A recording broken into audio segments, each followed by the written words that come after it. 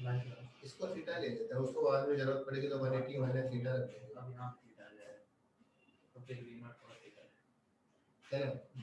तो ये angle theta है, तो इन दोनों में ये थीटा होगा, थीटा थीटा नहीं होता, ये थीटा होगा। ये इसको इधर बनाया, तो ये हो गया v cos थीटा, ये हो गया v sin theta.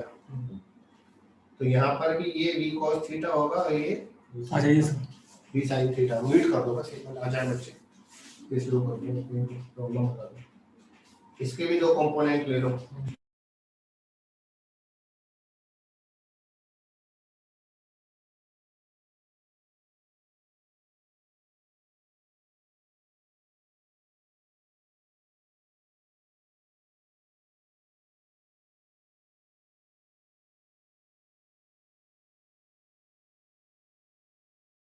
Good evening, sir. Good evening, sir.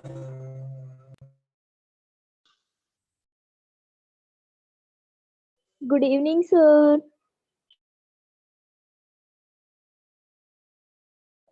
लगता है नहीं आ रही है।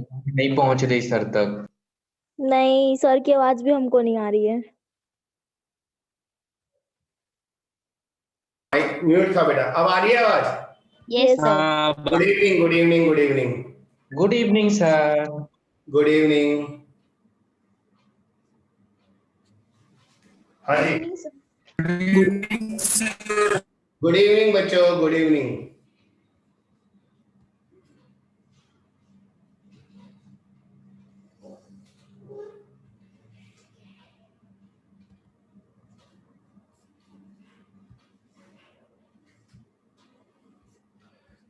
आज हम लोग स्फेरिकल मिरर गोलीय दर्पण शुरू करने वाले हैं बच्चा। तो आपको याद होगा, मैंने फर्स्ट लेक्चर में ही आपको बताया था कि चाहे प्लेन मिरर हो या स्फेरिकल मिरर हो, दोनों में ही बेटा लॉज ऑफ रिफ्लेक्शन सेम रहते हैं। वही incident ray, reflected ray, normal, तीनों सेम प्लेन में होते हैं। Angle of incidence, angle of reflection, उससे फर्क नहीं पड़ता। हम लोग आज पहले तो इस बात को डिस्कस करेंगे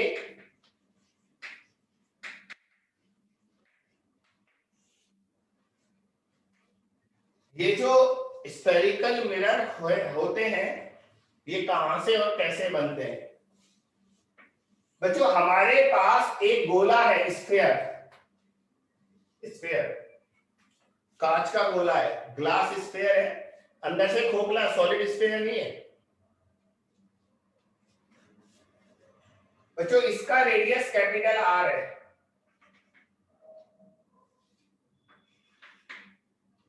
ये कैपिटल आर है।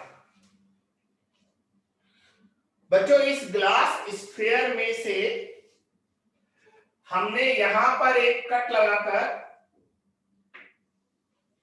है ना, जैसे हमारे पास पूरा गोला है, गोले पर एक सर्किल बनाकर कट लगाकर उसको बाहर निकाल लो।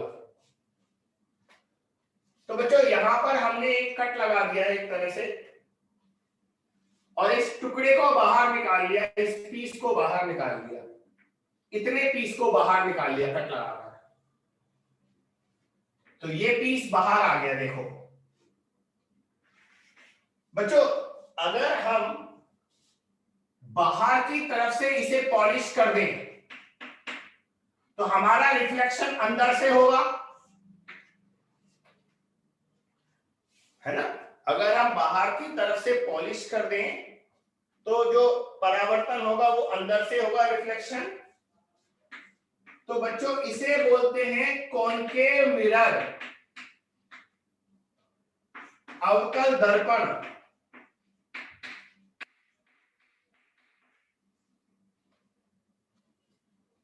लेकिन अगर उल्टा करें बच्चों, इसे अंदर से पॉलिश कर दें तो रिफ्लेक्शन बाहर से होगा, तो ये कहलाएगा कॉन्वेक्स मिरर, यानी कि उत्तल दर्पण। जो हमारे पास एक स्फीयर था, गोला, खोखला गोला ग्लास का स्फीयर था। उस ग्लास स्फीयर में ऊपर एक सर्किल बनाकर टुकड़ा बाहर निकाल लिया, उस छोटे से टुकड़े को बाहर से पॉलिश किया तो रिफ्लेक्शन अंदर से हुआ, ये कहलाता है कॉनकेव मिरर, अवतल दर्पण। और अगर अंदर से पॉलिश करेंगे, रिफ्लेक्शन बाहर से होगा, तो ये कहलाता है कॉन्वेक्स मिरर यानी कि उत्तल दर्पण। बच्चों इसमें बहुत सारी टर्म्स होती हैं। ये जो मिरर है, इससे सेंटर से जाने वाली लाइन जो है, बिल्कुल सेंटर से जो लाइन जाती है ना, जो मिरर के लंबवत होती है, परपेंडिकुलर होती है, ये कहलाती है प्रिंसिपल एक्सिस। क्या कहलाती है बेटा? Principal axis. हाँ, मुख्य अक्ष, मुख्य अक्ष, ठीक है बेटा। ये लाइन दर्पण को, मिरर को जहां कट करती है, ये कहलाता है पोल। पोल को पी लिखते हैं। मैं यहां पर ज्यादा नहीं लिखना चाहता, बहुत ज्यादा भर जाएगा, तो यहां लिख रहा हूं। पी क्या कहलाता है? पोल। पोल को हिंदी में क्या बोलेंगे? ध्रुव। क्या? ध्रुव सर। ध्रुव। नॉर्थ पोल, साउथ पोल, उत्तरी ध्रुव, दक्षिण ध्रुव, तो ये ध्रुव हो गया है।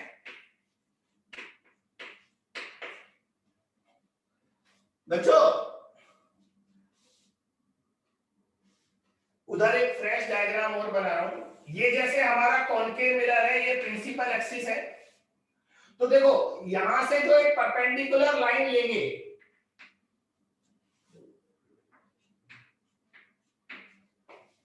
तो बच्चों मिरर के परपेंडिकुलर जो लाइन होगी वो उसकी रेडियस कहलाएगी। इस गोले का जो रेडियस है r, और ये जहां काटेगा वो कहलाता है c। तो c को क्या बोलते हैं? वक्रता केंद्र। Centre of curvature. Curvature. Centre of curvature. Hindi में क्या बोला? वक्रता केंद्र। वक्रता केंद्र। वक्रता केंद्र। और बच्चों कैपिटल आर क्या कहलाता है? वक्रता त्रिज्या। रेडियस ऑफ कर्वेचर, ये कहलाता है रेडियस ऑफ कर्वेचर। वक्रता त्रिज्या, ये सब कॉपी कर लो। आर कहलाता है रेडियस ऑफ कर्वेचर, सी कहलाता है सेंटर ऑफ कर्वेचर, ये पोल हो गया, ये प्रिंसिपल एक्सिस हो गया। ये टर्म्स हैं, आगे और बताऊंगा। सर फोकस छूट गया। क्या बेटा? फोकस। अरे छूटा नहीं है, बताऊंगा, इसको कॉपी करो। छूटा नहीं है, ये सब कॉपी करो, मिटाना है मुझे। Done sir.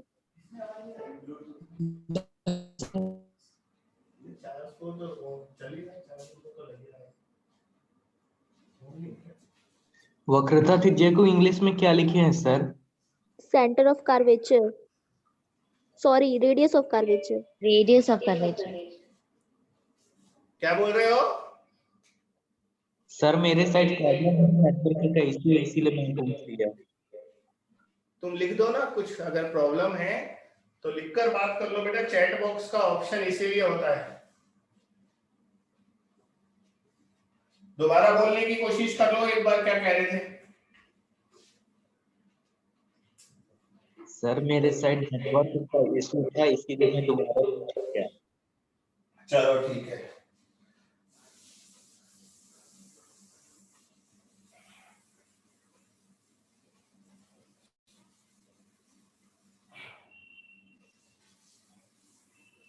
हाँ बेटा, अब आगे चलते हैं। ये कॉनकेव मिरर है, ये इसका प्रिंसिपल एक्सिस है, ये पोल हो गया, बाहर से इसको पॉलिश कर दिया। बच्चों प्रिंसिपल एक्सिस के पैरेलल जो लाइट आती है और वो रिफ्लेक्शन के बाद प्रिंसिपल एक्सिस को जहां पर कट करती है, वो पॉइंट फोकस पॉइंट कहलाता है। देखो बच्चों ये एक लाइट आ रही है, ये लाइट प्रिंसिपल एक्सिस के पैरेलल है, मुख्य अक्ष के समांतर है बेटा। ये नॉर्मल है, नॉर्मल अभिलंब, अभिलंब हमेशा सी पर काटता, ध्यान रखना। तो जितने एंगल पर लाइट आती है उतने एंगल पर वापस जाती है, ये दोनों एंगल बराबर होंगे। तो परावर्तित किरण, रिफ्लेक्टेड लाइट प्रिंसिपल एक्सिस को जहां कट करता है ये एफ कहलाता है फोकस पॉइंट।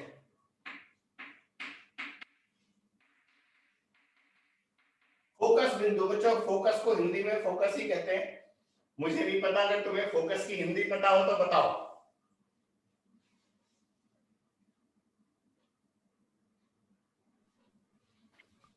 सर फोकस हमने तो फोकस ही पढ़ा है सर, फोकस ही। बस ही होगा सर। और बच्चा इस फोकस पॉइंट का पोल से जो डिस्टेंस होता है वो स्मॉल एफ कहलाता है, स्मॉल एफ कहलाता है फोकल लेंथ। हिंदी में इसे फोकस दूरी कहते हैं, फोकल लेंथ। तो ये डायग्राम बना लो और एक बार फिर एक्सप्लेन कर दूं। प्रिंसिपल एक्सिस के पैरेलल जो भी रे आती है वो रिफ्लेक्शन के बाद जहां पर काटती है प्रिंसिपल एक्सिस को, वो पॉइंट फोकस होता है और फोकस पॉइंट का पोल से डिस्टेंस, दूरी, फोकल लेंथ कहलाता है बेटा। फोकल लेंथ को हम स्मॉल एफ लिखते हैं ना। अब बारी आती है फोकल लेंथ और रेडियस ऑफ कर्वेचर में रिलेशन। आप हेडिंग लिख लो, मैं इतनी बड़ी हेडिंग ऊपर लिखना नहीं चाहता। Relation between focal length and radius of curvature, focus दूरी तथा वक्रता त्रिज्या में संबंध। फोकस दूरी तथा वक्रता त्रिज्या में संबंध। बच्चों अगर आई की वैल्यू बहुत कम हो, आई कौन, ये एंगल ऑफ इंसिडेंस, तो एफ और आर में ये रिलेशन होता है। ये रिलेशन तब काम में लेना है जब आई जो है वो बहुत स्मॉल हो। और बच्चों आई स्मॉल कब होगा, जब हमारी जो ये लाइट है वो प्रिंसिपल एक्सिस के क्लोज होगी, पास होगी। सुनते रहना मुझे, काम की चीजें हैं। आई कम कब होगा, जब ये नीचे होगी। तो इसको ऐसे लिख सकते हैं, अभी मैंने लिखा आई वेरी स्मॉल, बहुत छोटा होना चाहिए, और ये लिख रहा हूं ray should be close to the principal axis. Hindi में लिखो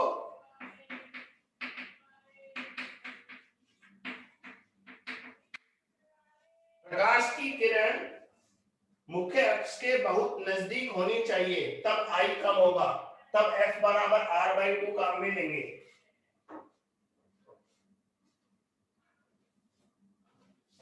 रे should be close to the principal axis, है ना। प्रकाश की किरण मुख्य अक्ष के बहुत पास से जानी चाहिए, तब आई कम होगा।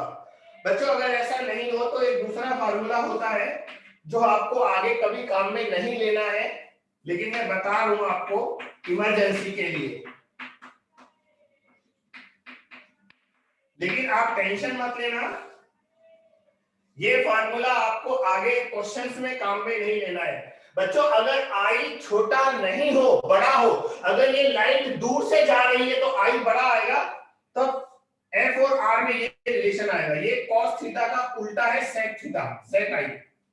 सेक आई लिखा है मैंने, 1/cos आई होता है।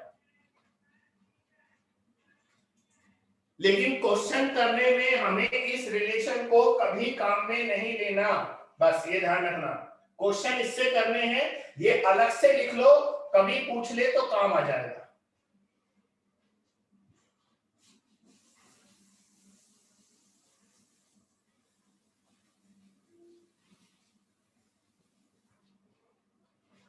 अब बच्चों कुछ रूल्स होते हैं, कुछ नियम होते हैं स्फेरिकल मिरर के रिफ्लेक्शन के।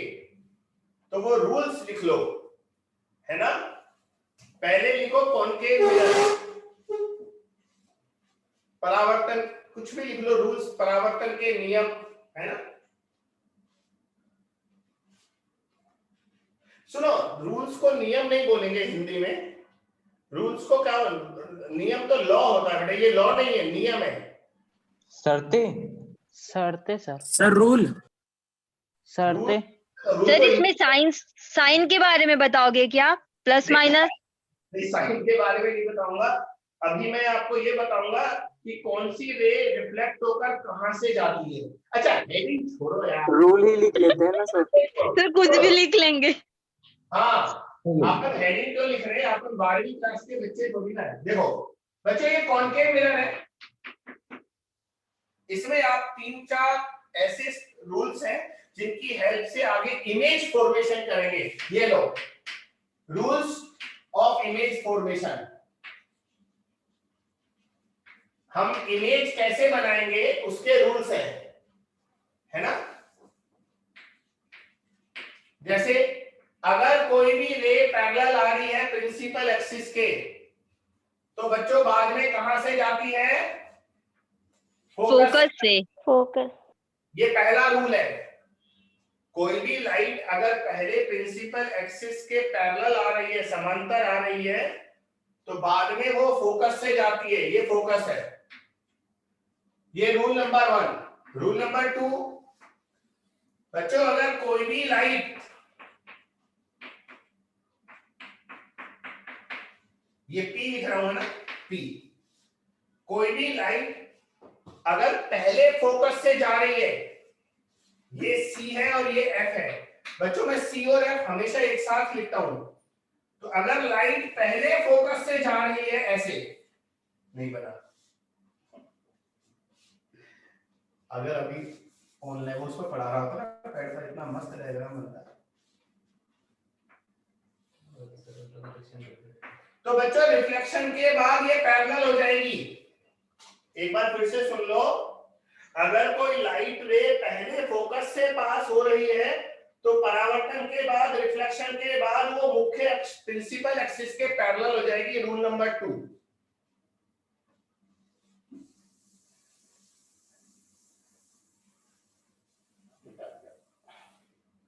रूल नंबर 3, अगर कोई भी लाइट रे सेंटर ऑफ कर्वेचर से जा रही है सी से, तो क्या होगा बताओ, अब आप बोलो। वहीं से पास होती है, वापिस निकलेगी वो। उसे बोलते हैं रिट्रेस करना। इंग्लिश में क्या बोलते हैं, रिट्रेस करना। हिंदी में बताओ क्या बोलेंगे इसे।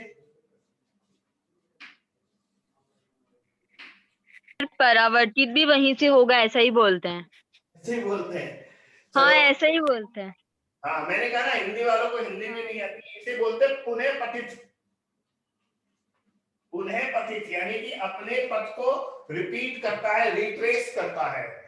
तो अगर बच्चों लाइट सी से जा रहा है, तो वापस रिट्रेस करेगा, अपने पाथ को पुनः पतित करेगा, है ना। And number 4 and last rule, बच्चों अगर लाइट पोल पर इंसिडेंट हो रही है, ऐसे अगर लाइट पोल पर इंसिडेंट हो रही है, तो जितना एंगल यहां से बनेगा थीटा, उतने एंगल पर ये वापस जाएगा थीटा पर।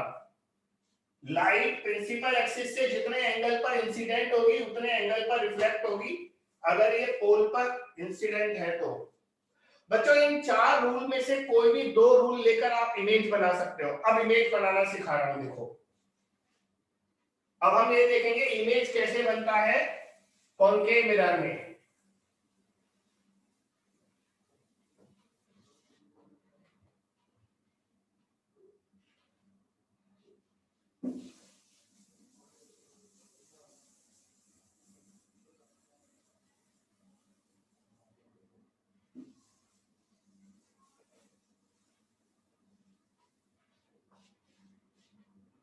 हाँ बच्चा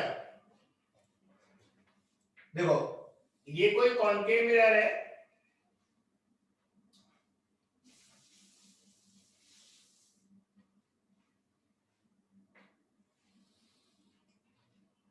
ये इसका प्रिंसिपल एक्सिस है, ये पोल है।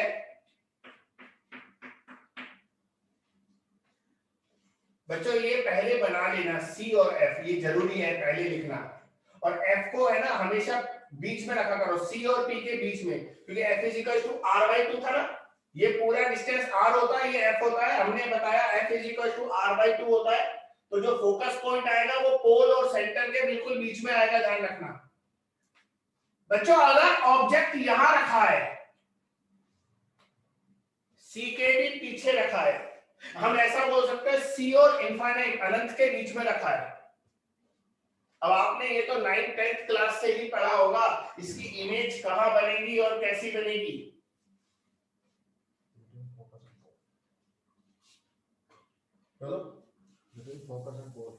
सिर्फ फोकस और वक्रता केंद्र के बीच में बनेगा। हाँ, फोकस और सी सेंटर ऑफ कर्वेचर के बीच में बनेगा। अब कैसे बनेगा वो बनाना सिखा रहा हूँ, लेकिन बेटा एग्जाम में आपको रे डायग्राम बनाना नहीं है, पर नॉलेज होनी चाहिए वो इमेज कैसे आया। बच्चों एक रे इसके हेड से, इसके सर से लो जो प्रिंसिपल एक्सिस के पैरेलल जा रहा है, जो लाइट प्रिंसिपल एक्सिस के पैरेलल जाएगी वो बाद में फोकस से पास होगी। ये लो, ये मैंने फोकस से पास करा दी, ठीक है। अब यहां पर दूसरी रे लो, एक रे लो जो सेंटर से जा रहा है, सेंटर से जाने वाला अपने पाथ को वापस रिपीट करेगा, ये इधर गया टकराकर वापस आ गया। बच्चों रिफ्लेक्शन के बाद ये इधर गया और रिफ्लेक्शन के बाद ये इधर गया, यहां पर मिले ना, तो बस जहां पर मिले वहां इमेज बना दो, ये इमेज बन गया। ये ऑब्जेक्ट है ए बी, ये इमेज है ए डैश बी डैश। तो बच्चों ऑब्जेक्ट ये है और इसका प्रतिबिंब इमेज ये है। तो इमेज कहां बना, सी और एफ के बीच में। लेकिन इस इमेज की कुछ और प्रॉपर्टी होती है। एक तो बच्चों ये देखो, ये इमेज उल्टा बना है, ऑब्जेक्ट तो ऊपर खड़ा था और इमेज नीचे उल्टा बना है, इसका सर नीचे आ रहा है ना, Yes, इसे sir. बोलते हैं इन्वर्टेड इमेज। Image. हिंदी में क्या बोलेंगे, उल्टा प्रतिबिंब। हिंदी में बोलेंगे उल्टा प्रतिबिंब। दूसरा एक और बात बच्चों, साफ दिख रहा है छोटा बना है बेटा, छोटा बना है। हाँ, तो इमेज की प्रॉपर्टी क्या लिखेंगे, इमेज बन रहा है between C and And F. जो इमेज बनेगा वो सी और एफ के बीच में बनेगा। दूसरा इमेज इन्वर्टेड है, उल्टा है। तीसरा इमेज स्मॉल है, यानी कि छोटा है। ये देखो साफ दिख रहा है, ये इमेज छोटा है, ये बड़ा है ना, ऑब्जेक्ट बड़ा है, इमेज छोटा है। और एक लास्ट बात बच्चों, यहाँ पर लाइट वास्तव में आकर मिली है। आपको मैंने पहले लेक्चर में बताया था, जब हमारी प्रकाश की किरणें वास्तव में कहीं आकर मिलती है तो वो रियल इमेज होता है। तो ये है वास्तविक प्रतिबिंब, रियल इमेज। हिंदी में लिख लेना वास्तविक प्रतिबिंब। तो बच्चों ये चार बातें आपको इमेज के बारे में पता लगी।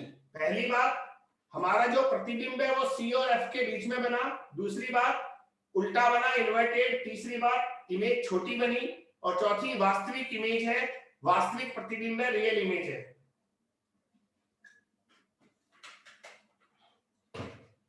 लेकिन बच्चों हर बार ऐसा नहीं होगा। अब आपको एक दूसरी कंडीशन हम दिखाते हैं, एक और डायग्राम।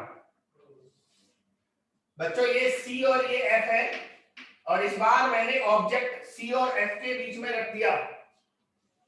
अगर मैं वस्तु को सी और एफ के बीच में रख दूं तो इसकी इमेज कहां बनेगी बताओ।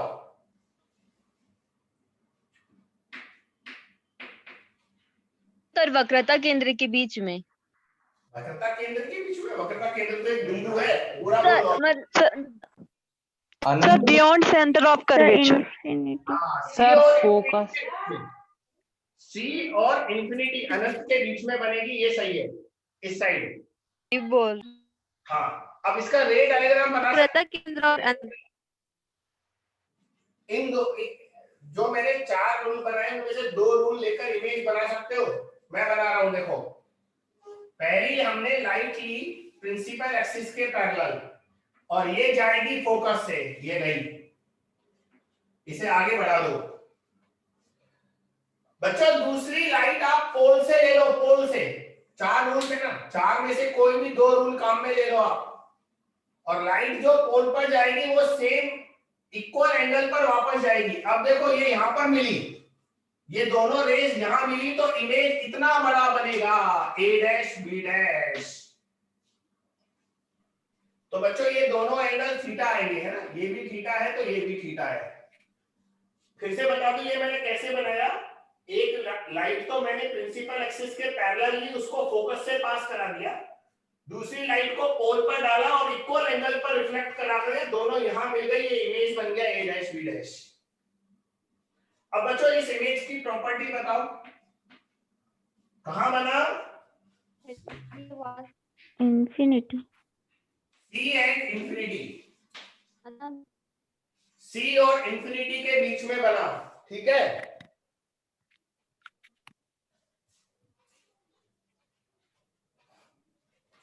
दूसरा बच्चों ये इन्वर्टेड है सीधा है, उल्टा है सीधा है? इन्वर्टेड। Inverted. यहां पर हम लिखेंगे इन्वर्टेड इमेज, उल्टा प्रतिबिंब। नंबर 3, छोटा नहीं है, इस बार बड़ा है, इस बार वस्तु ऑब्जेक्ट छोटा है और इमेज बड़ा है, तो इसे बोलेंगे एनलार्ज। एनलार्ज मतलब बड़ा। और वास्तविक है या रियल है या वर्चुअल है? रियल। Real. सभी है। वर्चुअल तो पीछे बनता ना, मिरर के पीछे बनता, वर्चुअल होता तो वास्तविक प्रतिबिंब है, रियल इमेज है। बच्चों मैं सारे डायग्राम नहीं बनाऊंगा, बहुत सारे होते हैं, बस ये 2 डायग्राम बनाकर आपको ये बता दिया कि किसी भी ऑब्जेक्ट का इमेज कैसे बनाते हैं हम, ठीक है। तो मैंने आपको इमेज बनाना सिखाया। अब हम इससे आगे चलते हैं।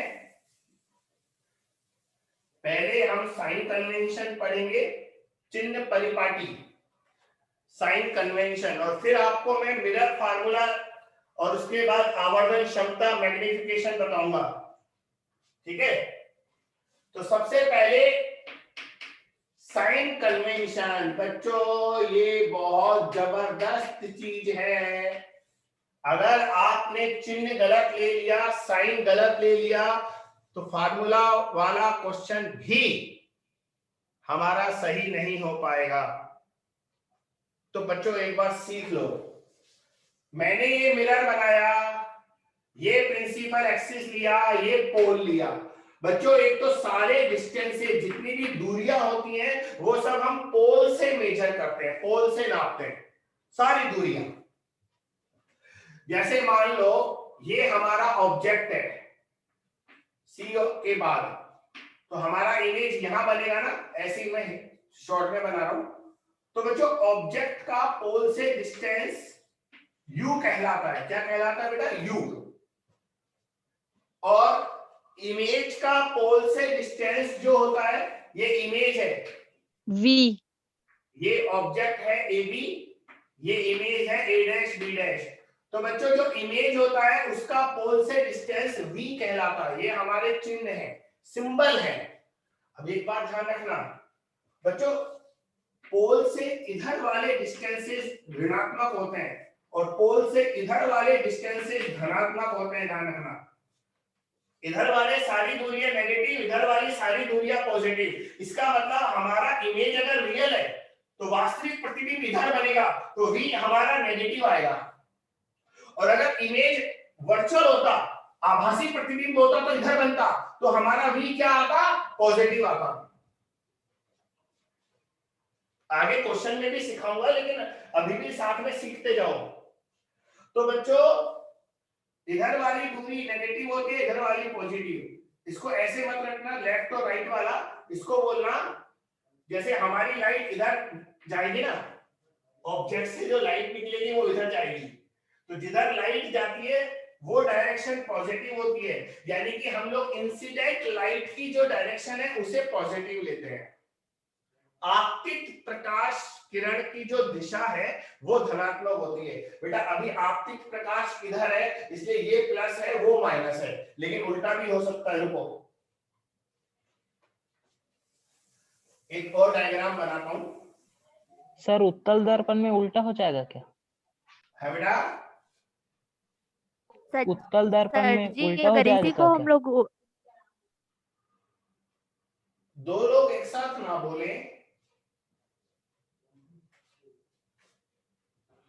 फिर से बोलो। सर अगर ये उत्तल दर्पण होता तो साइन चेंज हो जाता ना? ऊपर वाला प्लस होता है नीचे वाला माइनस होता है। लिख लो चाहो तो। ऊपर वाली डिस्टेंस पॉजिटिव होती है, नीचे वाली नेगेटिव होती है। लेकिन अभी है ना मैं इसको प्लस माइनस को ढंग से समझा रहा था, वो देखो बच्चों। अगर ये मिरर ऐसे रखा होता,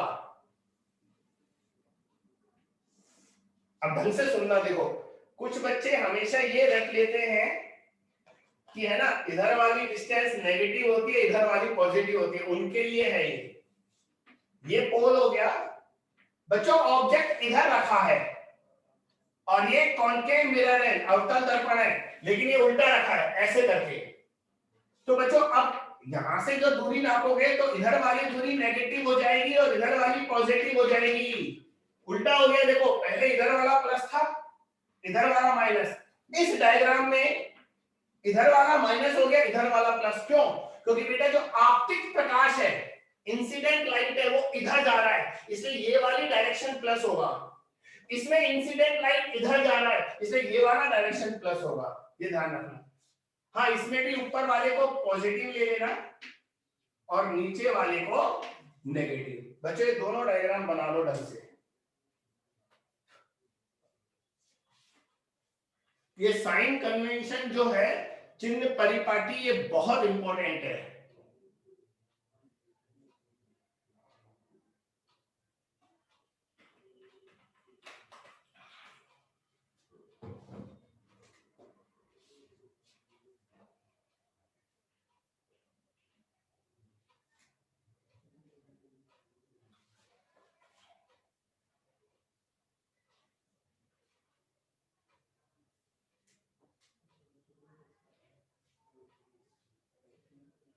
हो गया? तो अब आपको मैं पहले मिरर फार्मूला पढ़ा दूं, फिर मिरर फार्मूला को जब यूज करूंगा तब ये चीज काम आएगी। तो लिखिए मिरर फार्मूला, दर्पण का सूत्र।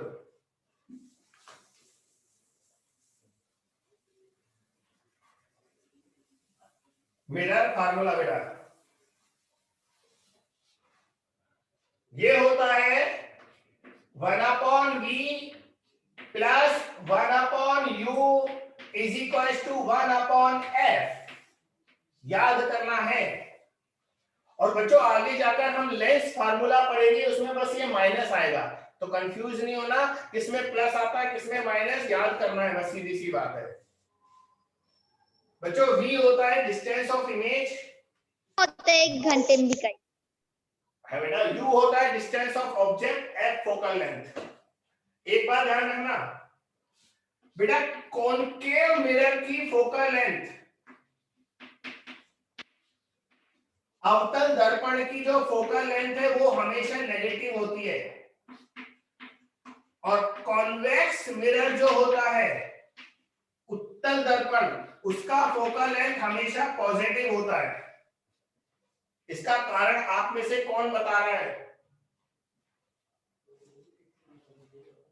आप में से कोई बता रहा है ऐसा क्यों होता है?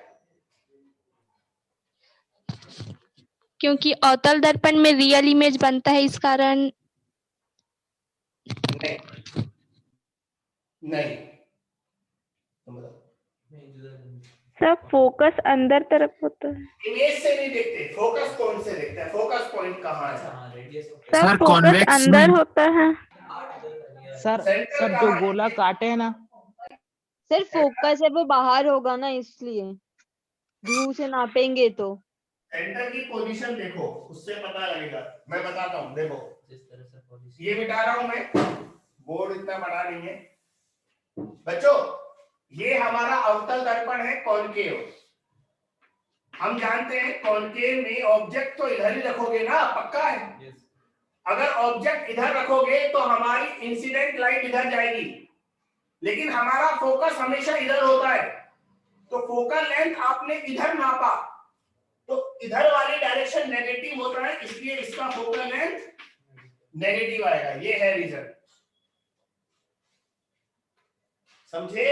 अवतल दर्पण का, कॉनकेव मिरर का फोकस इधर होता है और ये वाली डायरेक्शन नेगेटिव होती है, इसलिए माइनस आता है। दूसरा डायग्राम भी बना देता हूं आपको।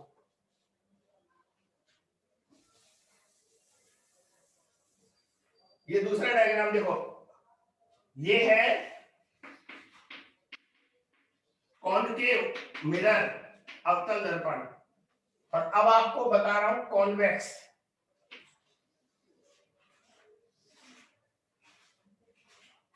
बच्चों कॉन्वेक्स में अंदर से पॉलिश होता है, अंदर से, और यहां ऑब्जेक्ट रखते हो सामने। ये सरफेस है जहां से परावर्तन होगा, रिफ्लेक्शन होगा, तो ऑब्जेक्ट इधर रखना पड़ेगा। आपतित प्रकाश इधर आएगा। तो बच्चों अगर इंसिडेंट लाइट इधर आएगी तो इधर वाली डायरेक्शन प्लस हो गई, ये वाली डायरेक्शन प्लस हो गई। ये पोल है बच्चों, इसका सेंटर इस साइड होता है तो इसका फोकस भी इस साइड होगा, और ये वाली डायरेक्शन इसमें प्लस है, इसलिए इसकी फोकल लेंथ पॉजिटिव होगी। किसमें? उत्तल दर्पण में, कॉन्वेक्स मिरर में। तो बच्चों मैंने कारण बता दिया, कॉनकेव मिरर का फोकल लेंथ नेगेटिव क्यों आता है और कॉन्वेक्स का पॉजिटिव क्यों आता है।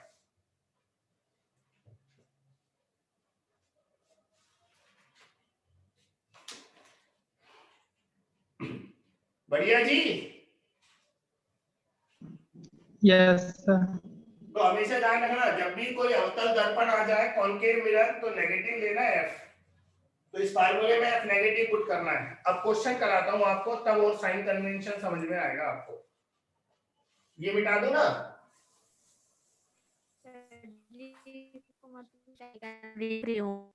बच्चों हमारे पास एक कॉनकेव मिरर है, अवतल दर्पण।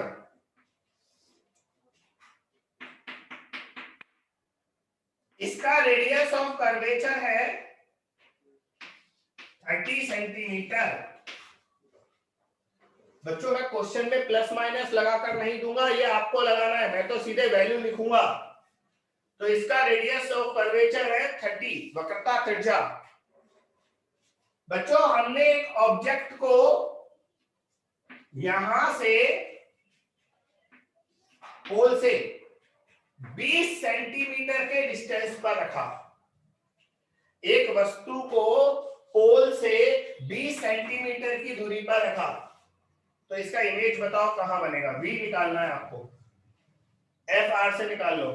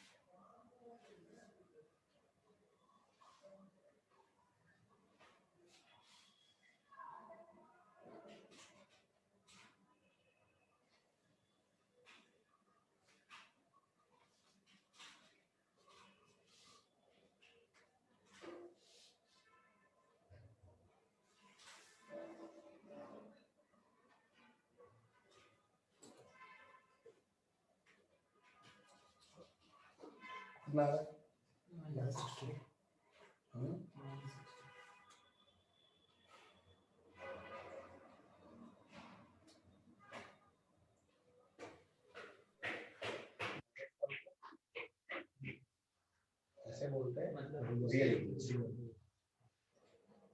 सही है। टिल्लो, टिल्लो, भावेश, जयपाल सही है।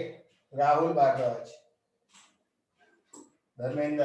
देखो बेटा, यहां पर लाइट इधर जा रही है पहले, तो ये वाली डायरेक्शन प्लस होगी, इधर वाली माइनस होगी, इसका फोकस भी इधर होता है। तो हमारा डिस्टेंस ऑफ ऑब्जेक्ट, वस्तु की दूरी 20 नहीं -20 लेनी है बेटा। ऑब्जेक्ट इधर है ना, इधर वाला डिस्टेंस नेगेटिव है और फोकस भी इसका नेगेटिव होता है, focal length. f = r/2। r अगर 30 है तो f r/2 यानी कि 15 होगा। 15 नहीं -15 कितना है बच्चों? ये दोनों वैल्यू वहां लिख दो और v निकाल लो। तुम चाहो तो ऐसे इसका पहले इसको उधर ले जाकर नया फार्मूला बना सकते हो। कैसे? 1/v = 1/f - 1/u। ठीक है, अब इसे सॉल्व कर लो लघुत्तम एलसीएम लेकर। तो v आएगा f × u/u - f। आप चाहो तो इसे ऐसे याद रख लो, आपकी इच्छा है। तो बच्चों इसमें वैल्यू पुट कर रहा हूं मैं। तो f कितना लेना है? -15। u कितना लेना है? -20। नीचे -20 और ये वाला माइनस और ये वाला माइनस, माइनस +15। तो बच्चों नीचे -5 बचा, ऊपर माइनस प्लस हो गए। 5 15 से काट दो 3 और 20 से 3 को गुणा कर दो 60। तो इसे सॉल्व करने पर हमारा जो v आ रहा है -60 आ रहा है। -60 से हमें क्या पता लगता है बच्चों? दो बातें पता लगती है। एक तो पता लगता है हमारा जो इमेज है, प्रतिबिंब, वो 60 सेंटीमीटर दूर बनेगा। और माइनस का मतलब पता लगता है इधर बनेगा, इधर मतलब रियल इमेज। तो हम क्या बोलेंगे? ये वास्तविक प्रतिबिंब है, रियल इमेज है।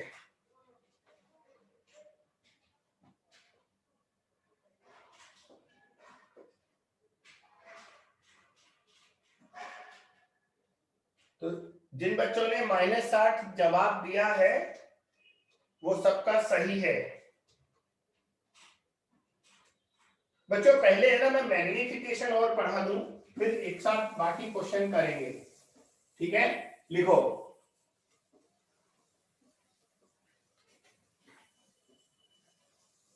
हिंदी में क्या बोलते हैं? आवर्धन क्षमता। क्या बोलते हैं? रैखिक आवर्धन। हाँ, वो रेखिक तो इसलिए वर्ड लगा रहे हैं, लीनियर बोलूंगा तब लगा रहे हैं। आवर्धन ही बोलेंगे, आवर्धन बोलेंगे। हाँ, सर जी रैखिक आवर्धन। रैखिक आवर्धन। आवर्धन क्षमता होता है, क्या होता है पूरा नाम? सर आवर्धन क्षमता भी बोलते हैं। वो तो लेंस में होता है क्या सर? चलो इसको दर्पण और लेंस तो एक ही टाइप का है। लिखो मैग्नीफिकेशन।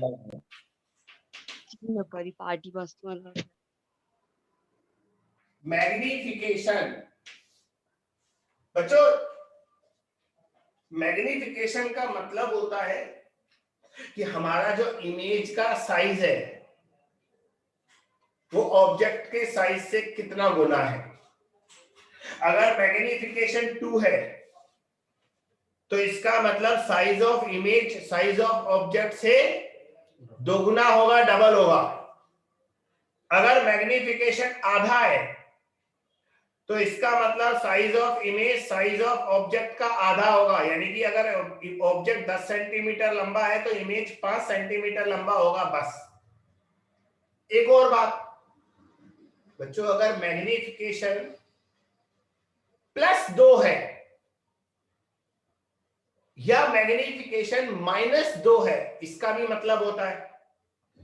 +2 होने का मतलब है इमेज ऑब्जेक्ट से डबल है साइज में, और प्लस का मतलब होता है जिधर ऑब्जेक्ट खड़ा है उसी साइड इमेज बनेगा, उल्टा नहीं बनेगा, सीधा बनेगा। और -2 का मतलब है अगर मैग्नीफिकेशन -2 है तो 2 तो बता रहा है size of image size of object से डबल है, और बच्चों माइनस साइन बता रहा है कि ऑब्जेक्ट ऊपर है, इमेज नीचे उल्टा बन रहा है। तो प्लस इरेक्ट इमेज को शो करता है, सीधा प्रतिबिंब, और माइनस इन्वर्टेड इमेज को शो करता है, यानी कि उल्टा प्रतिबिंब। समझ गए? तो अब इसे डिटेल में पढ़ लें। तो बच्चों मैग्नीफिकेशन का मतलब होता है size of image divided by size of object. ऊपर क्या लिखोगे? प्रतिबिंब का आकार, और नीचे लिखोगे वस्तु का आकार यानी कि बिंब का आकार। बच्चों मैग्नीफिकेशन सिर्फ एक नंबर है, इसके कोई मात्रक कोई यूनिट नहीं होगा। मैंने बता ही दिया, +2 -2 +½ -½ ऐसे बोलेंगे इसे। बच्चों मिरर के लिए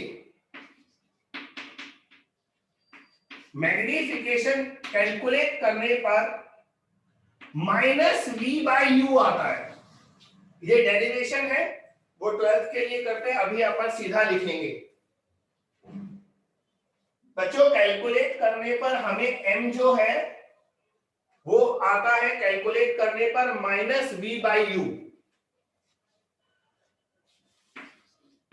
बच्चों अगर हम यहां से v की वैल्यू लिख दें, u को नीचे ले आओ, देखो इस वाले u को नीचे ले आओ, v/u हो गया, और माइनस से मल्टीप्लाई कर दो तो u - f की जगह f - u हो जाएगा। तो मैग्नीफिकेशन का एक और फार्मूला बन गया f/f - u। बच्चों ये नया नहीं है, ये तो उसी से निकाल दिया हमने। तो ये हो गया मैग्नीफिकेशन आवर्धन। बच्चों जैसे अभी अभी हमने क्वेश्चन किया था, अभी हमने ये वाला क्वेश्चन किया ना, इसमें बताया ऑब्जेक्ट अगर 20 सेंटीमीटर की दूरी पर रखा है तो हमने कैलकुलेट किया इमेज हमारा -60 पर आएगा। इसका मैग्नीफिकेशन भी तो निकाल कर बताओ। इसी क्वेश्चन में मुझे ये बताओ, अगर ऑब्जेक्ट 10 सेंटीमीटर लंबा है तो इमेज कितना लंबा होगा और कैसा होगा इमेज, ये बताओ।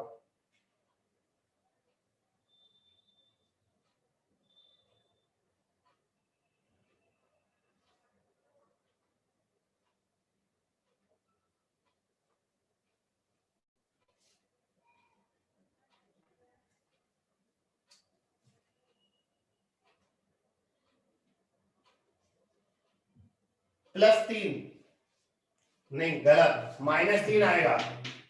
m होता है f/f - u।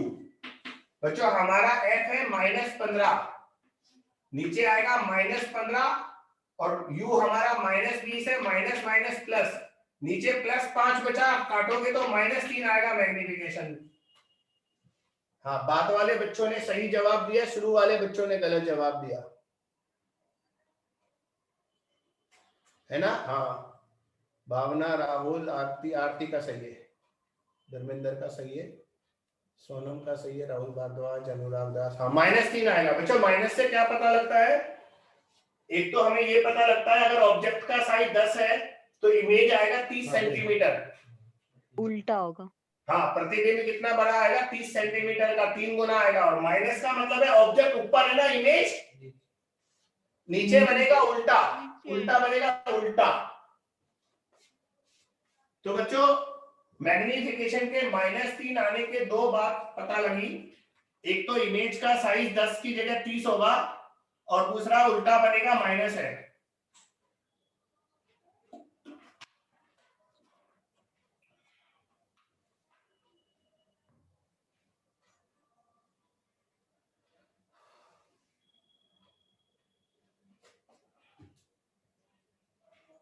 बच्चों एक और फार्मूला होता है, उसे हम न्यूटन्स फार्मूला कहते हैं।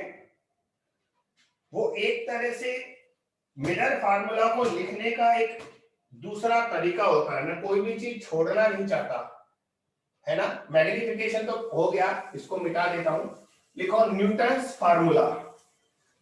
अभी बना दूंगा तो ठीक है, बाद में छूट सकता है ये।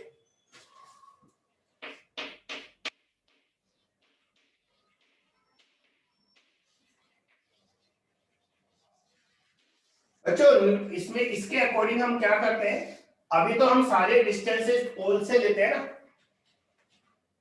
सारी दूरियां पी से लेते हैं, पी से। न्यूटन फार्मूले में न्यूटन फार्मूला होता है F square is equal to x1 x2, या इसको हटाकर यहां अंडर रूट लगा दो, एक ही बात है। ये लो, यहां पर x1 वस्तु की दूरी है लेकिन पोल से नहीं है। कहां से है, किसी ने सुना है कभी? फोकस से सर फोकस से। हाँ, लिख लो x1 बराबर फोकस से वस्तु की दूरी, distance of object from focus, pole नहीं है, फोकस है, अंडरलाइन करना फोकस को, distance of object from focus, focus से वस्तु की दूरी, और x2 है distance of image from focus, focus से प्रतिबिंब की दूरी। x1 है डिस्टेंस ऑफ ऑब्जेक्ट, x2 है डिस्टेंस ऑफ इमेज, लेकिन पोल से नहीं है, फोकस से है। तो बच्चों अगर फोकस बिंदु से दोनों की दूरी पता हो ऑब्जेक्ट और इमेज की, तो ये फार्मूला हम f निकालने के काम में ले सकते हैं। सर F2 क्या बेटा? F2 sorry sir X2 sir. x2 है, हिंदी में बताओ इंग्लिश में? हिंदी। हिंदी में x2 है प्रतिबिंब की फोकस बिंदु से दूरी। वैसे काम नहीं आएगा, क्वेश्चन करने में काम नहीं आएगा ये बस अलग से याद करना है, कभी डायरेक्ट पूछ ले तब बताना है, वरना क्वेश्चन नहीं करने, इससे छोड़ो।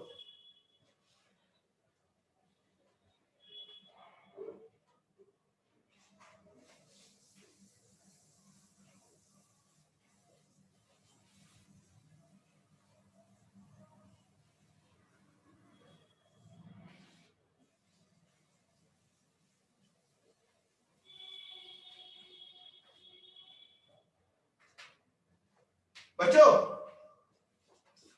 दो तरह के मैग्निफिकेशन होते हैं, एक होता है ट्रांसवर्स मैग्निफिकेशन, जो अभी अभी मैंने पढ़ाया वो ट्रांसवर्स था, हिंदी में क्या बोलेंगे? अनुप्रस्थ आवर्धन। सही बोला मैं? Yes sir. और जो मैंने अभी पढ़ाया था वो था ट्रांसवर्स मैग्निफिकेशन, अनुप्रस्थ आवर्धन। बेटा ट्रांसवर्स मैग्निफिकेशन तब लेते हैं जब ऑब्जेक्ट प्रिंसिपल एक्सिस के परपेंडिकुलर ऐसे खड़ा हुआ हो, लेकिन अब हम पढ़ रहे हैं लॉन्गिट्यूडिनल मैग्निफिकेशन, अनुदैर्ध्य आवर्धन।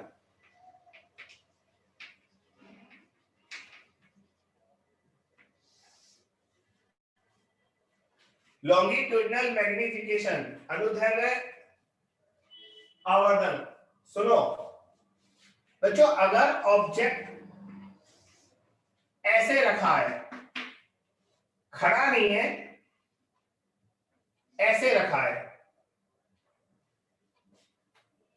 देखो और थोड़ा पास ला रहा है, ऐसे बन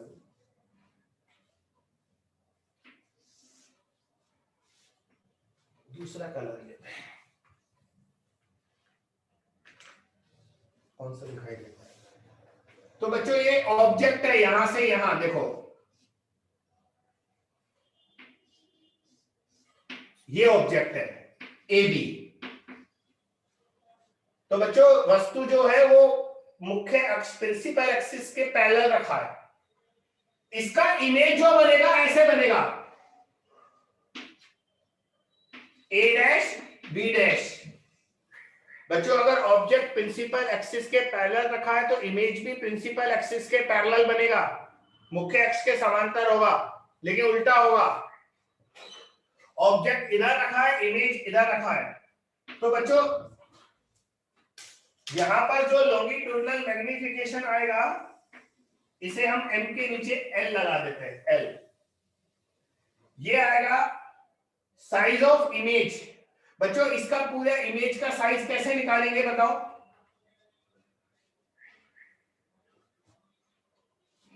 हम ऐसे निकालेंगे, इमेज की पूंछ, ये बेटा पूंछ है ना, ए पूंछ है, बी सर है, तो पूंछ का प्रतिबिंब पूंछ ये ए डैश आ गया और इसके शीर्ष का प्रतिबिंब हेड ये आ गया बी डैश। तो अगर मैं यहां से यहां तक की दूरी निकाल लूं और यहां से यहां तक की दूरी निकालकर दोनों को घटा लूं, पोल से ए डैश की दूरी निकालूं, पोल से बी डैश की दूरी निकालूं, दोनों को घटा लूं, तो मेरे पास साइज ऑफ इमेज आ जाएगा। तो बच्चों साइज ऑफ इमेज होगा वी हम लिखते हैं प्रतिबिंब, तो प्रतिबिंब के लिए पूंछ की दूरी माइनस प्रतिबिंब के शीर्ष की दूरी, और साइज ऑफ ऑब्जेक्ट कैसे आएगा, इसकी लंबाई कैसे आएगी, U A minus U B.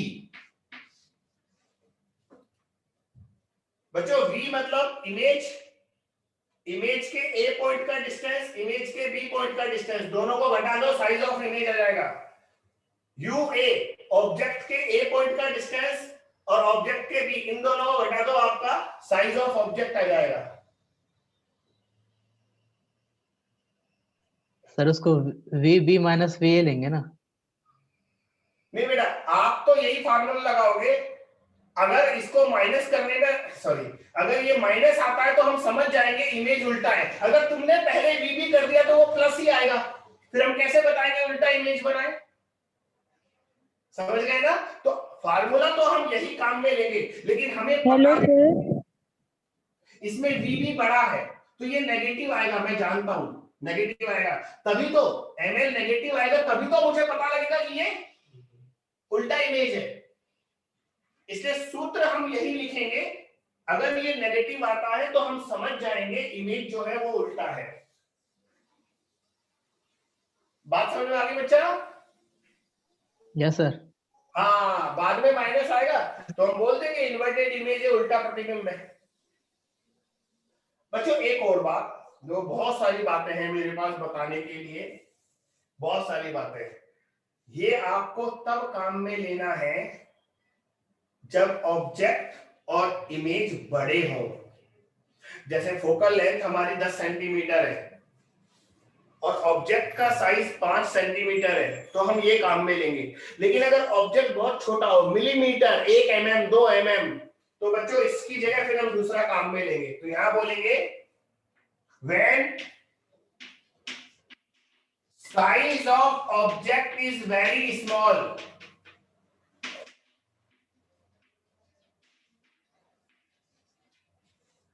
जब वस्तु का आकार बहुत छोटा है तो बच्चों अनुदैर्ध्य आवर्धन लॉन्गिट्यूडिनल मैग्निफिकेशन आप निकालोगे dv बाय du से। dv मतलब दोनों v का अंतर, du मतलब दोनों u का अंतर, लेकिन इसको याद नहीं रखोगे, इसका जो रिजल्ट है वो याद रखोगे। ये कैलकुलेट करने पर आता है माइनस v बाय u का होल स्क्वायर। बच्चों ये डिफरेंशिएशन करने पर आता है, हमारा जो मिलर फार्मूला है उसको अवकलन करने पर आएगा। आप मत करो, आप ये फार्मूला याद करो। और ये कब यूज करोगे? जब आपका वस्तु का आकार बहुत छोटा हो, साइज ऑफ ऑब्जेक्ट बहुत कम हो, तब यूज करोगे। नो किसके लिए लिख रहे हो बेटा? स्टॉप के लिए नहीं, मैं स्टॉप नहीं हुआ। एक बार फिर रिपीट कर दूं बेटा, जब ऑब्जेक्ट बहुत छोटा हो तो इससे नहीं निकालेंगे, इससे परेशान हो जाएंगे, फिर हम इससे निकालेंगे। और ये आपको फार्मूला यूज करना है माइनस v बाई यू का होल स्क्वायर। अच्छा गौर से देखो, ये हमें इसको ऐसे लिख सकता हूं माइनस एन स्क्वायर। वो याद है ना हमारा m आया था पहले, m minus v by you लिखा था मैंने। तो इसको v square by you square हो जाएगा, माइनस अलग रह जाएगा। बच्चों ये डायरेक्ट पूछ सकता है एग्जाम में, ये याद कर लेना, ये डायरेक्ट पूछ लेता है ये वाली बातें, क्वेश्चन की जगह डायरेक्ट पूछ लेता है ये।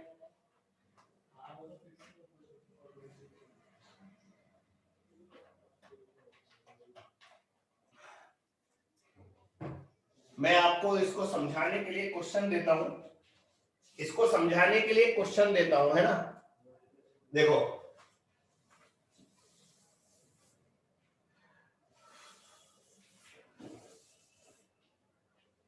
बच्चों ये मेरा कोई कॉनकेव मिरर है, इसकी फोकल लेंथ है 10 सेंटीमीटर।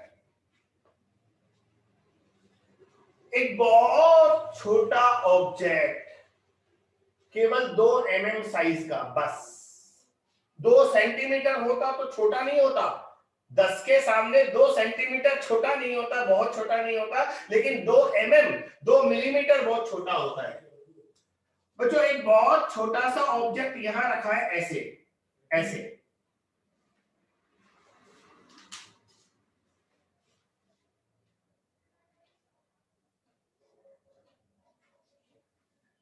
इसका साइज है 2 mm, और बच्चों इसका जो डिस्टेंस है वो है 15 सेंटीमीटर पोल से। बहुत छोटा है, बहुत छोटा, छोटा सा ऑब्जेक्ट है, केवल 2 mm साइज का। तो बताओ इसका जो इमेज बनेगा उसका साइज क्या होगा? बेटा प्रतिबिंब का आकार बताना है, साइज ऑफ इमेज। फार्मूले वो लिख रहे हैं आपके सामने।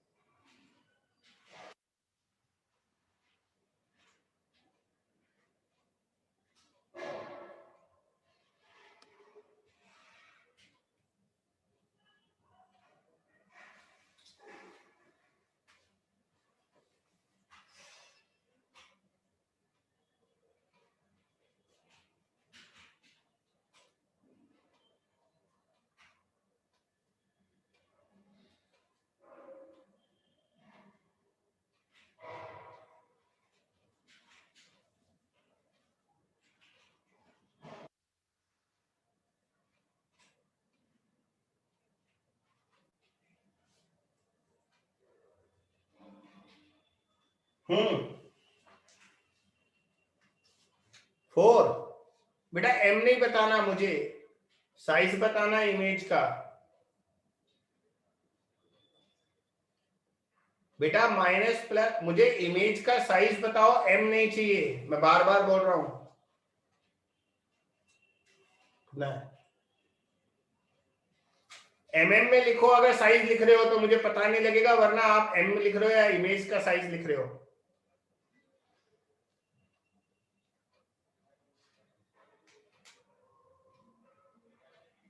चलो मैं करता हूं, है ना। देखो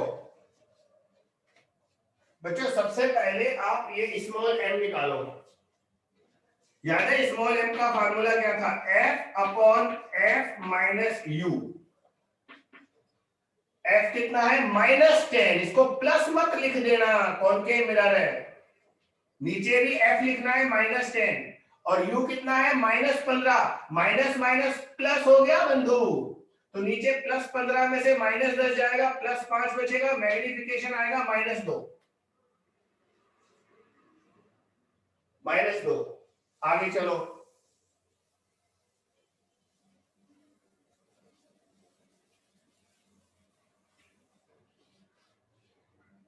बच्चों आप ml निकाल लो। ml आएगा -m², तो -2 का होल स्क्वायर 4 आएगा। आप लोग ये आंसर बता रहे हो, मैंने ये थोड़ी ना पूछा है, ml नहीं पूछा, मैंने पूछा है साइज ऑफ इमेज, प्रतिबिंब का आकार, और वो होगा ml Guna size of object -4 गुना, मेरा ऑब्जेक्ट कितना था? 2 mm, तो बेटा इमेज कितना आ गया? -8 mm। तो माइनस बता रहा है उल्टा इमेज बनेगा और 8 mm लंबा बनेगा, ये मतलब है।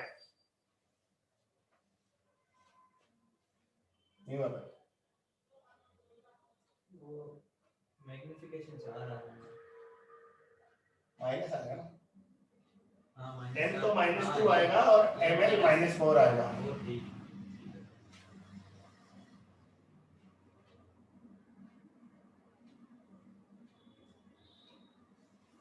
ये 30 कहां से आ गए तुम लोगों के आंसर भैया? 39 30 कहां से ले आए तुम लोग? ये समझ में नहीं आ रहा है।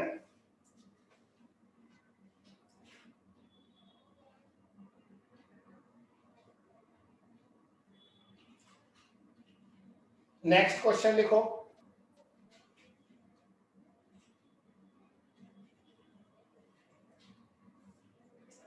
बच्चों, एक कॉन्वेक्स मिरर है उत्तल दर्पण, ध्यान से, उसका फोकल लेंथ है 10 सेंटीमीटर, 10 सेंटीमीटर,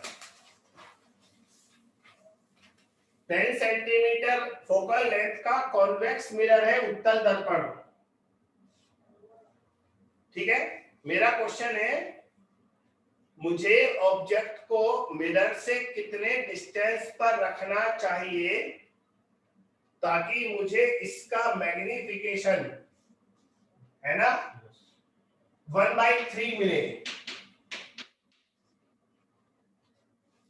मुझे ऑब्जेक्ट को कितना दूर रखना चाहिए, मतलब यूं निकालना है मिरर से, ताकि मुझे मैग्निफिकेशन यानी कि मेरा जो इमेज है वो उसकी लंबाई 1/3 हो जाए, 1/3 हो जाए।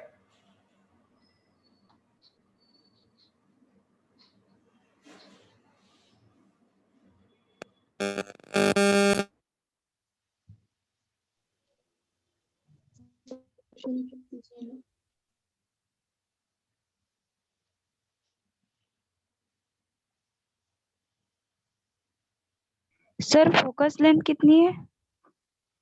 फोकल लेंथ है बेटा 10 सेंटीमीटर और कॉन्वेक्स है ना, 10 सेंटीमीटर फोकल लेंथ है और उत्तल दर्पण है। बार बार ये बात बोल रहा हूं मैं, कॉन्वेक्स है उत्तल दर्पण और 1/3 मैं इसका अपना मैग्निफिकेशन है।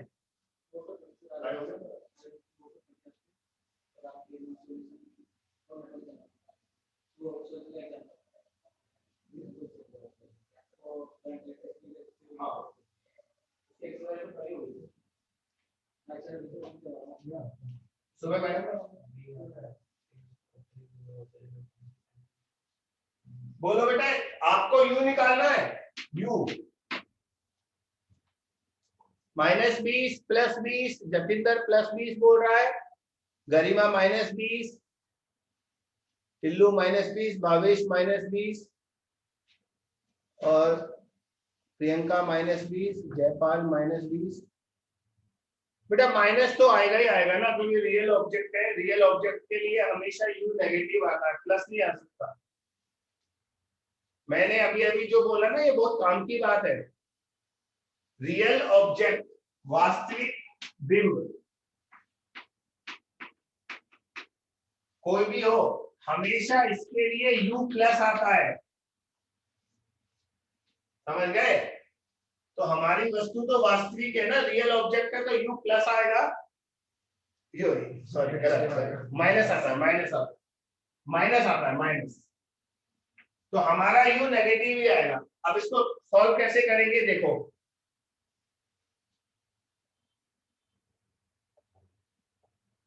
बेटा m का फार्मूला होता है ना, वो लगा दो डायरेक्ट, f/f - u।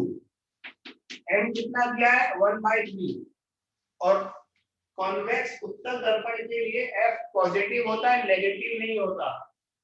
तो यहाँ पर 10 आएगा, नीचे 10 - u आएगा, इसको सॉल्व करो, 10 - u बराबर 30 और u आएगा 10 - 30 - 20। तो U प्लस नहीं आएगा बेटा, U माइनस ही आएगा। सर आप कॉन्वेक्स बोले ना तो ऐसा लगा कि प्लस होगा। नहीं सुनना, कॉन्वेक्स के लिए F प्लस होता है बेटा, U तो माइनस ही आएगा। कॉनकेव हो या कॉन्वेक्स हो, अवतल दर्पण हो या उत्तल दर्पण हो, U तो वास्तविक वस्तु के लिए, रियल ऑब्जेक्ट के लिए नेगेटिव ही आएगा। क्योंकि ऑब्जेक्ट इधर रखेंगे ना, तो इधर रखेंगे तो U हमेशा नेगेटिव आएगा। F के लिए होता है, कॉनकेव मिरर के लिए F नेगेटिव होता है, कॉन्वेक्स मिरर के लिए F पॉजिटिव होता है।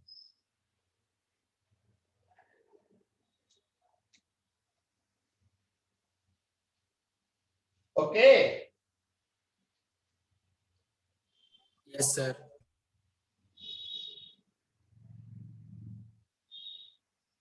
हम्म,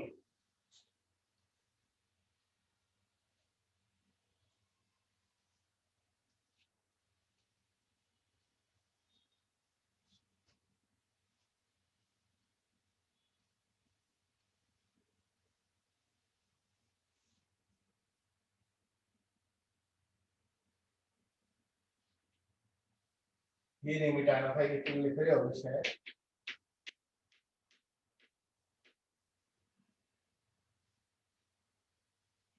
डन सर। अब एक अच्छा सा क्वेश्चन कराओ अलग टाइप का।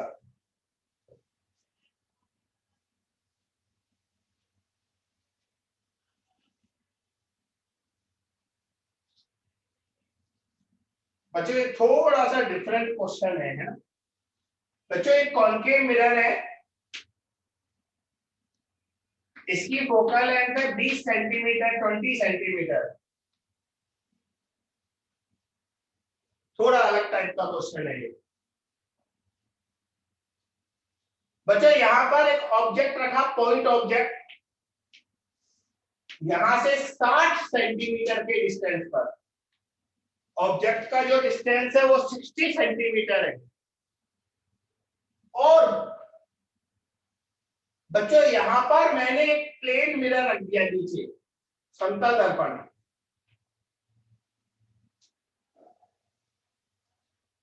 ठीक है, गौर से देखो, प्लेन मिरर को इधर से पॉलिश किया, रिफ्लेक्शन इधर से होगा। अब बच्चों यहां से जो लाइट जाएगी वो रिफ्लेक्ट होकर यहां से टकराएगी प्लेन मिरर से।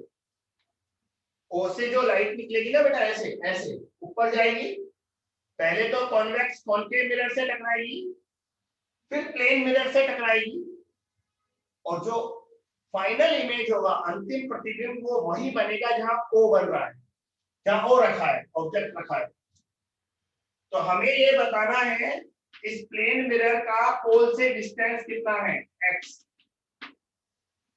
मैंने पहली का थोड़ा डिफरेंट टाइप का क्वेश्चन है, कुछ तो अलग कराऊं यार, दुनिया में बहुत क्वेश्चन होते हैं। क्वेश्चन एक बार फिर से सुन लो। हमारे पास एक अवतल दर्पण है, अवतल दर्पण कॉनकेव मिरर, उसका फोकल लेंथ है 20, और बेटा उससे 60 सेंटीमीटर के डिस्टेंस पर एक ऑब्जेक्ट रखा है, और एक समतल दर्पण यहां लगा दिया, प्लेन मिरर।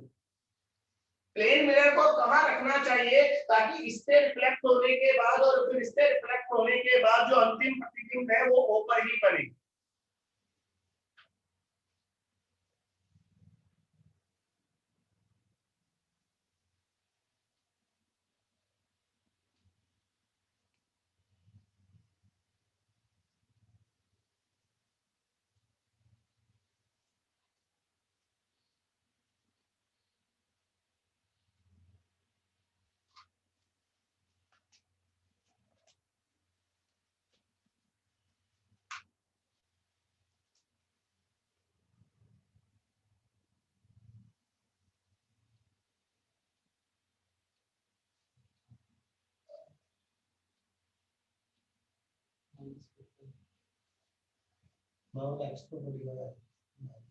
कन्वेंशन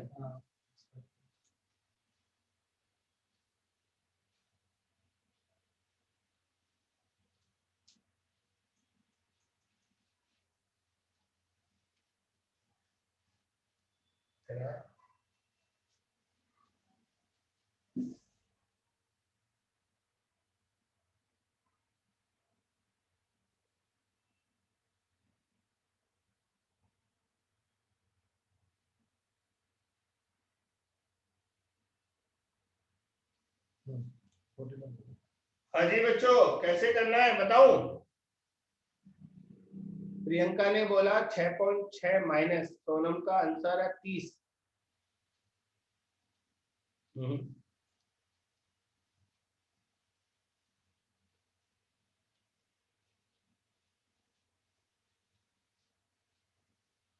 देखो बेटा, मैं बताता हूं। पहले हम जानते हैं हमें पहला परावर्तन यहां से लेना है, इस मिरर से। तो बच्चों, ऑब्जेक्ट यहां रखा है ना, वस्तु यहां रखी है, इसकी प्रतिबिंब की दूरी निकाल लो, कहां बनेगा? कॉनकेव मिरर से जो रिफ्लेक्शन होगा अवतल दर्पण से, उसका प्रतिबिंब फार्मूले से निकालो। फार्मूला लगाओ। तो फार्मूला क्या होता है? V is equal to UF upon U minus F। बेटा हमारा U कितना है? -60। और F कितना है? -20।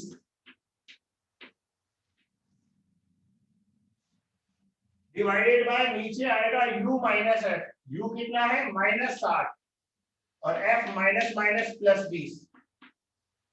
बेटे कैलकुलेट करके बताना कितना आ रहा है V। अरे वाह, -30। -30। -30। अरे भावेश का आंसर बिल्कुल सही है, 45 सेंटीमीटर लिखा है इसने, भावेश साहू, शाबाश, वेरी गुड। तो बच्चों ये -30 आ गया। अब सुनो, अब मुझे कैलकुलेशन ज्यादा नहीं करनी, अब आपको सिर्फ मुझे दिखाना है। देखो, अब कैलकुलेशन नहीं करनी बच्चों। यहां से जो लाइट आएगी ऑब्जेक्ट से, वस्तु से जो प्रकाश निकलेगा वो परावर्तित होकर यहां से गुजरेगा। ये पूरा 60 था ना, और ये 30 आया है, तो ये -30 यहां आएगा। हमारी लाइट यहां से जाएगी, ये लाइट यहां से गई, और बच्चों फिर मिरर से टकराई, और मिरर से टकराने के बाद इधर गई। तो इधर गई तो हमें तो प्रतिबिंब पीछे मिलेगा ना।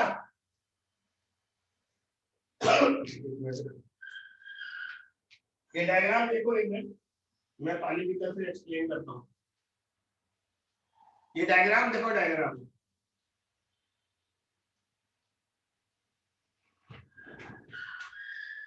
हाँ फिर से सुनो।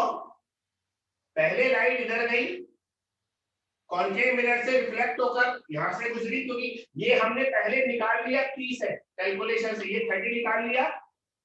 फिर आगे गई, प्लेन मिरर से टकराई, वापस गई, तो हमें लगा इमेज यहां बनेगा, तो फाइनल इमेज यहां बन गया। अब बच्चों x निकाल रहा हूं, x देखो भैया, बच्चा बच्चा, ये 30 है और ये x है, ये कितना होगा? x minus 30।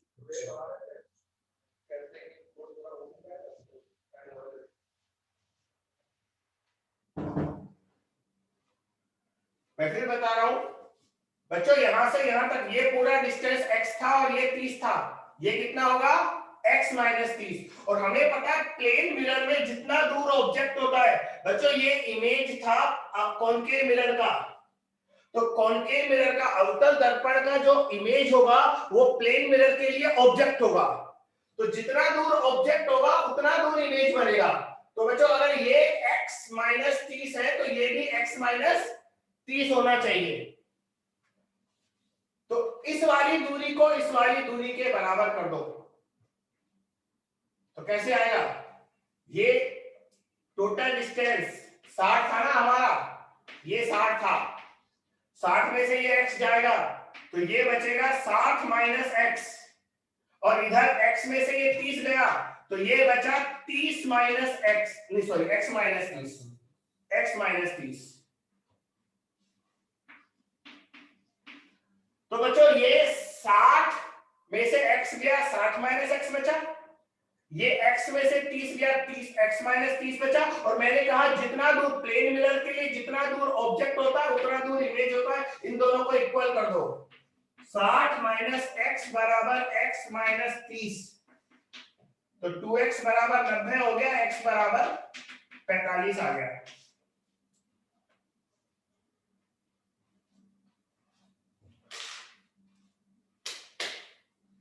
तो बच्चों प्लेन मिरर को हमें, अब देखो ये थोड़ा सा ये क्वेश्चन कठिन हो गया, लेकिन बेटे मैं यही सोचता हूँ मुझे कुछ तो अच्छे क्वेश्चन कराने भी पड़ेंगे ना आप लोगों को, है ना। तो कोशिश करो अच्छे क्वेश्चंस जब हो तो और मेहनत करो और अच्छा रिजल्ट आएगा।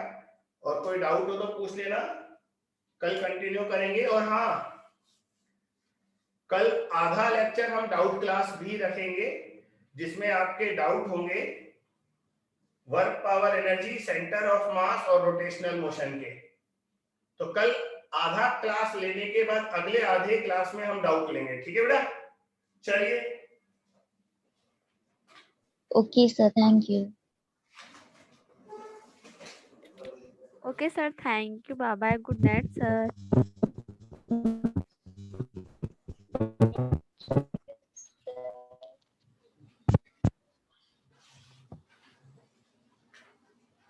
ये